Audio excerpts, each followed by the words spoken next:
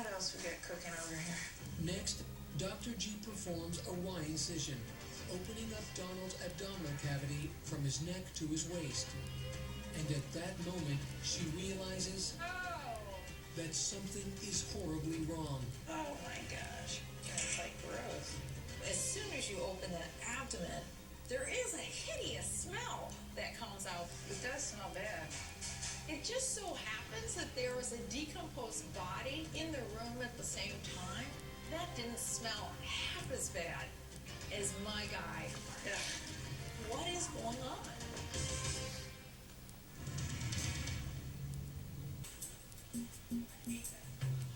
Dr. G is still reeling from the overwhelming stench emanating from 32-year-old Donald Finch's open body. It smells like vomit. I just got used to it. I deal with a lot of different smells, but that smell is one of the worst I'd ever encountered. It's not nice. Now I'm really wondering what's going on. But first, Dr. G must collect blood for a variety of tests and cultures. I will, of course, do an HIV test on him, and I will take blood cultures, see if there's any bacteria growing in his blood. With the samples drawn, she cuts deeper into Donald's abdominal cavity, trying to locate the source of the odor. And immediately, Dr. G realizes that something is terribly wrong with his bowel. Wow, look at that. Something funky's going on up here. His bowel is huge. Nothing else could get your attention. The bowel is a muscular tube that forms part of the body's digestive system. So a normal bowel is maybe that big around. His is the size of a basketball. Oh my God.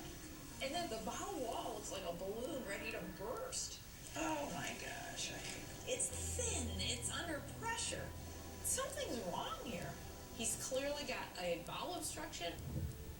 In a healthy individual, solid waste material, or feces, passes through the bowel on its way to being eliminated from the body. But in Donald's case, something is preventing this from happening. The fecal material can't get out of the bowel. That's gross. So he's clearly, something else is going on. Dr. G is now determined to figure out what's blocking Donald's bowel. I'm not doing anything till we figure this out. She wonders if he could have been suffering from a condition called volvulus, in which a loop of the bowel becomes abnormally twisted. Maybe the bowels have turned on itself, just as if you kink a hose and the water can't get through. To find out, Dr. G inspects the bowel all the way to Donald's rectum. It is the glamorous most part of the job. But to her surprise, she comes up empty-handed. There was no volvulus. The bowel wasn't kinked. This might just be a cancer. If Donald has cancer of the bowel, he could have developed malignant tumors large enough to cause an obstruction. I don't see anything. But there was no tumor anywhere. There's just no cancer in his abdomen at all. Finally, Dr. G cuts into the bowel itself so she can examine it from the inside. I knew this was not going to be pleasant. This would keep a lot of people out of this profession. Wow. And what she finds there is unlike anything she's ever seen before. When I open up the bowel, I get my answer. Oh, gross. I see what it is. He's got a fecal impaction. A fecal impaction is an unusual and painful condition in which a solid mass of hardened feces or stool builds up in the bowel, causing a blockage. That is really bizarre. In his case, the fecal material has gotten so large that it's blocked up the bowel to the point where it kind of just causes a jam. And the rest of the stool just started building up behind it. Oh, this is just disgusting. The biggest fecal ball was about the size of a football. 1, 2, 3, 4, 5, 6. And then there were multiple other hard balls the size of a baseball. Yeah, 18 or 19 big wads of bone. It was quite the site. Nothing could get through it except some liquid stool, which is why he had to wear the disposable diaper. That had to be a lot of pain. I find a lot of this unbelievable. Did he not have a sense of what was going on inside of his bowel? What is it that's causing him to live with this pain? I'm afraid to touch it. It was slipping all over the place. In my years as a medical examiner, I had never seen that before. But at this point, I don't know what to think. The case of 32-year-old Donald Finch has just taken an unexpected turn.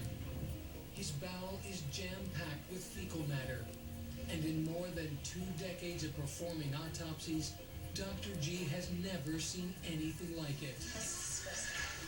It was really quite remarkable to see that much stool in a human body.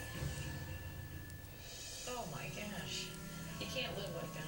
Basically, I know that fecal impaction is to blame for his death.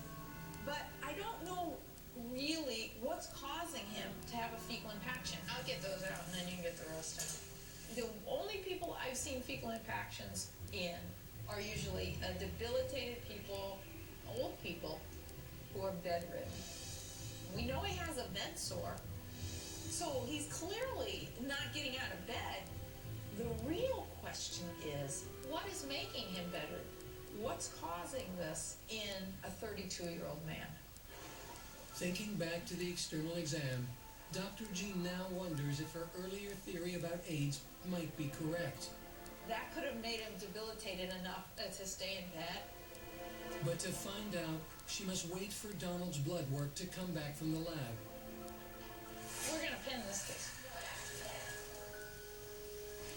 1 week later, Donald's blood cultures are delivered to the District 9 morgue.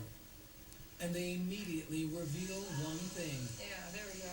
He's clearly got a lot of E. coli.